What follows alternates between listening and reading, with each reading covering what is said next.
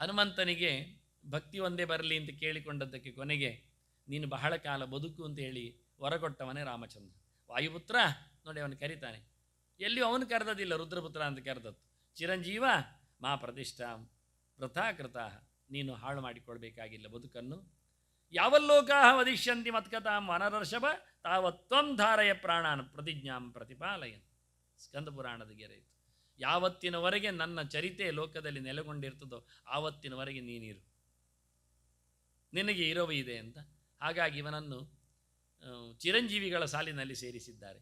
ಅಶ್ವತ್ಥಾಮ, ಬಲಿಹಿ, ವ್ಯಾಸ, ಹನುಮಾಂಶ್ಚ ವಿಭೀಷಣ, ಕೃಪಃ ಪರಶುರಾಮಶ್ಚ ಸಪ್ತೈತೆ ಚಿರಜೀವಿನ ಸಪ್ತೈತಾನ್ ಸಂಸ್ಮರೇ ನಿತ್ಯಂ ಮಾರ್ಕಂಡೇಯ ಮತಾಷ್ಟಮಂ ಜೀವೇದ್ವರ್ಷವ ಸಂಸಾರ್ಗಂ ಅಪಮೃತ್ಯು ವಿವರ್ಜಿತ ಅಂತ ಅದರ ಮುಂದುವರಿಕೆ ಗೆರೆಗಳು ನಾವು ದೀಪಾವಳಿಯಲ್ಲಿ ಎಣ್ಣೆ ಹಚ್ಚಿಕೊಳ್ಳುವಾಗ ಹೇಳುತ್ತೇವೆ. ಎಲ್ಲಿದ್ದು ಕೇಳಿದರೆ ಆನಂದ ರಾಮಾಯಣ ಪಟ್ಟಿ ಮಾಡಿದ ರೀತಿ ಅದು.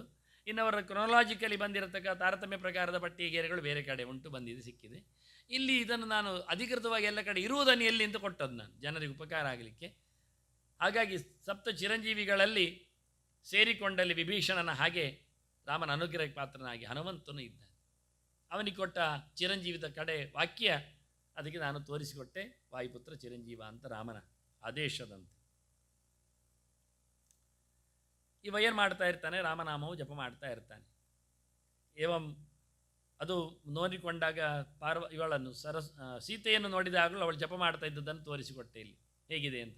ಏಕವೇಣೀಂ ಕೃಷಾಂ ದೀನಾಂ ಮಲಿನಾಂಬರ ಧಾರಿಣೀಂ, ಒಂದೇ ಬಟ್ಟೆಯಲ್ಲಿ ಒಂದೇ ಜಟೆ ಹಾಕ್ಕೊಂಡು ಕೂತಿದ್ದಾಳೆ. ಭೂಮೌ ಶಯಾನಾಂ ಶೋಚಂತೀಂ, ಏನು ಹೇಳ್ತಾಳೆ, ರಾಮ ರಾಮೇತಿ ಭಾಷಿಣೀಂ, ರಾಮ ರಾಮ ರಾಮ ಅಂತ ಅವಳು ಹೇಳ್ತಾ ಇದ್ದ.